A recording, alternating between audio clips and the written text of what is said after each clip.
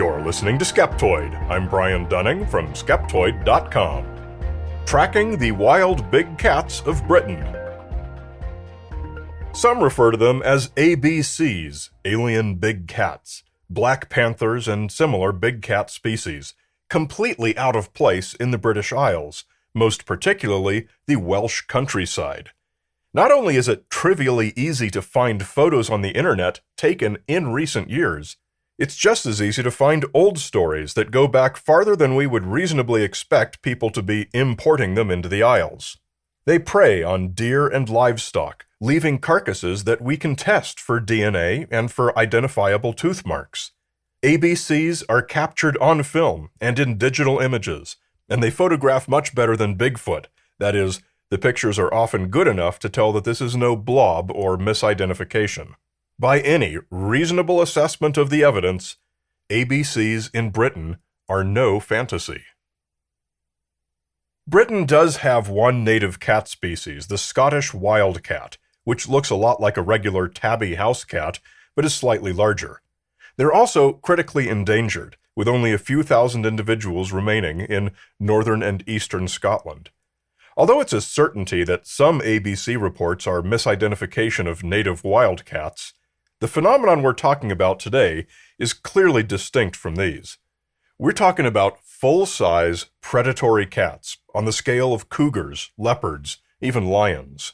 Particular ones have even been given names: the Surrey puma, the Stratford lion, the Sheppey panther, the beast of Exmoor, the beast of Bodmin, the fen tiger, the Galloway puma, the beast of Barnet, the Essex lion, the Cotswolds big cat. It should come as no surprise that sometimes big cats do escape from private collections and are just as often turned loose when they get too unwieldy for their owner's taste. And some of these have made it into the wild to live on their own. We know for a fact that this has happened any number of times, as some escapees have been caught. In other cases, hairs, tracks, droppings, and other remains have been conclusively identified as coming from known, non-native species of big cat. The amateur British Big Cats Society website gives plenty of specific cases, as does zoologist Darren Naish on his blog, and both of these sources are perfectly well cited. In short, it's a fact that leopards, lynxes, jungle cats, and probably others have been in the British countryside, and have wrought havoc among sheep and deer populations accordingly. Since private ownership of such animals is usually illegal, giving owners a reason to get rid of them, we can be sure that such releases have happened a lot more times than we know about. Way back in 1976, the UK passed the Dangerous Wild Animals Act, which required that anyone owning such an animal had to have their premises inspected, and since very few would have passed such an inspection, or would have failed other provisions of the act, many exotic animals were simply released and abandoned into the wild. During those years, other laws have been passed, making ownership even more restrictive, so abandonment has continued. Big cat species have lifespans from 8 to 15 years, most nearer the lower end of that range, especially in the wild. So of those that are reportedly spotted but never captured, they probably didn't have more than a few years left to live before they ceased being seen. And that would be the end of any such individual. It's not like they were liable to encounter a mate to breed with. However, this remains a theory popular among some cryptozoologists, that escaped individuals of large exotic cats have managed to multiply into a self-sustaining breeding population. This is extremely unlikely. Big cat species are highly susceptible to inbreeding depression, the reduced survival and fertility of related individuals. Achieving a sustainable breeding population requires that you start with an MVP, minimal viable population. For big cats, these numbers are way out of reach. Historically, biologists have called this the 50-500 rule, which is where the MVP requires about 50 individuals in order to reach an effective population size of 500 to keep the population going in perpetuity. Today, this number has been revised upward, as 5,500 has been shown to still produce too much inbreeding depression, and 101,000 is the current wisdom. Having 1 or 2, or even 10, escaped big cats is light years away from what would be needed. The legend became something that a small fringe of people started to take seriously in the early 1980s with the publication of a series of books. First up in 1980 was Alien Animals by Janet and Colin Board, which claimed that the big black cats in the UK were paranormal phenomena. Followed in 1983 by Cat Country, The Quest for the British Big Cat by Di Francis, which hypothesized that the cats are an actual undiscovered species, or perhaps surviving individuals of prehistoric big cats erroneously believed to be extinct. Though Francis was not the first to put this idea forward, her book played a role in raising awareness of this possibility among the mass market. As a result, quite a few cryptozoologists take this proposition quite seriously.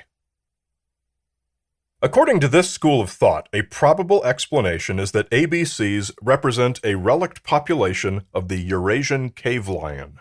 This was an actual species of large predatory cat, Panthera spalia, known from ample paleontological evidence, which lived throughout Eurasia until its extinction at the end of the Pleistocene era, the same mass extinction responsible for the loss of so many other species of megafauna around the world, including woolly mammoths, dire wolves, saber-toothed cats, and giant ground sloths. The evidence that the cave lion did not survive that extinction event is hard to argue with.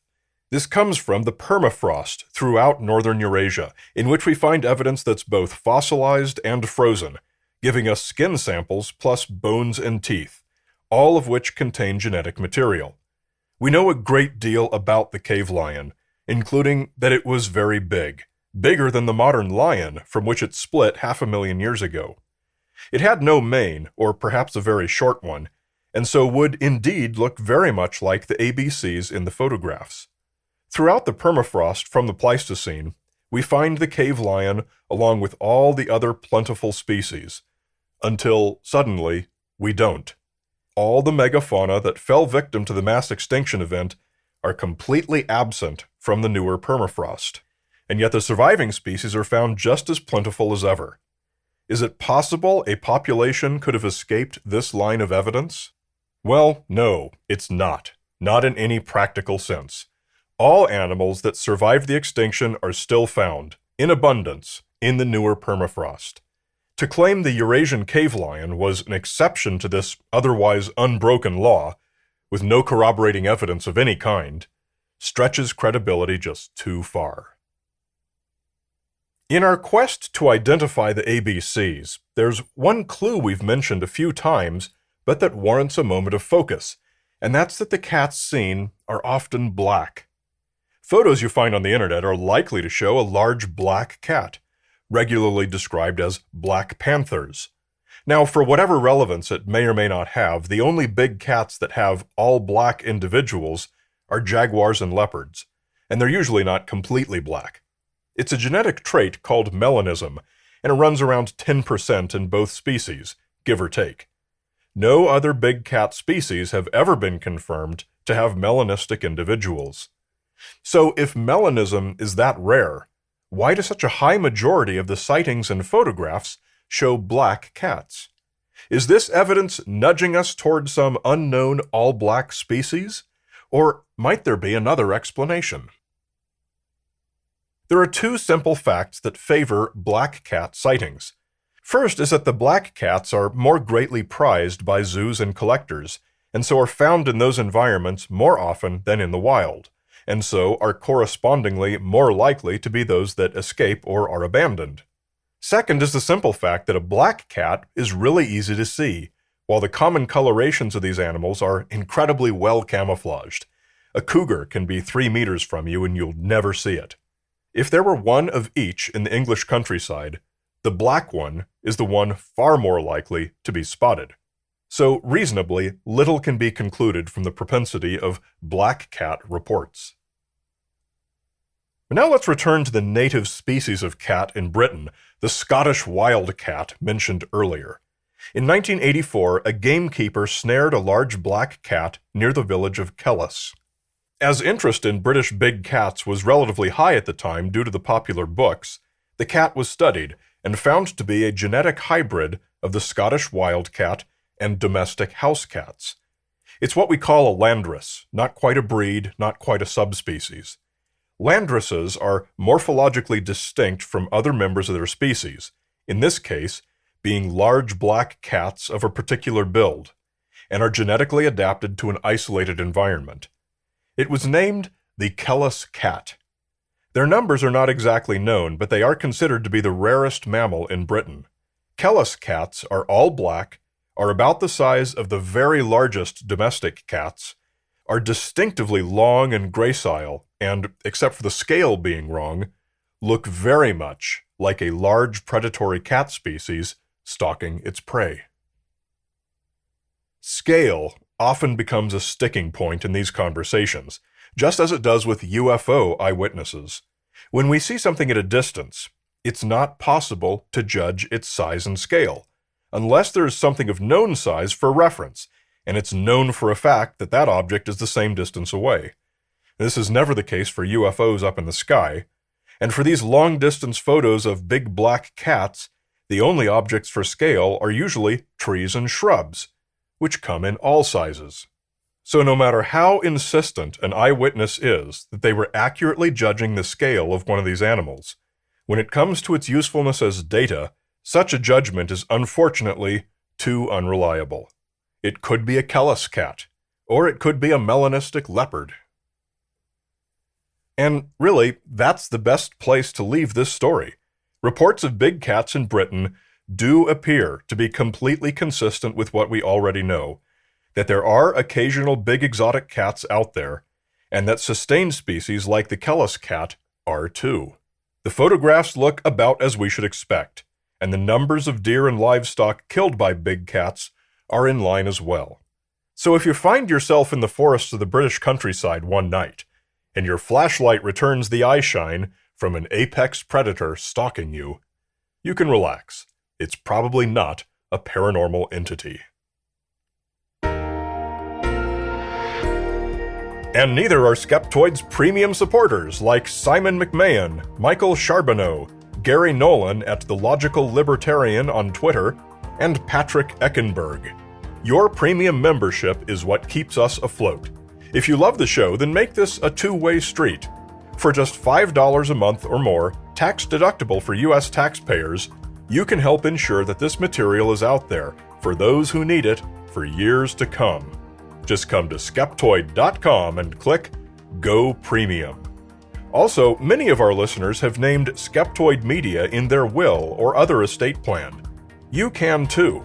By making a gift through your will, you ensure that others in your community will benefit from the trusted and valued programming we provide. Learn more at Skeptoid.com/giving. You're listening to Skeptoid, a listener-supported program. I'm Brian Dunning from Skeptoid.com.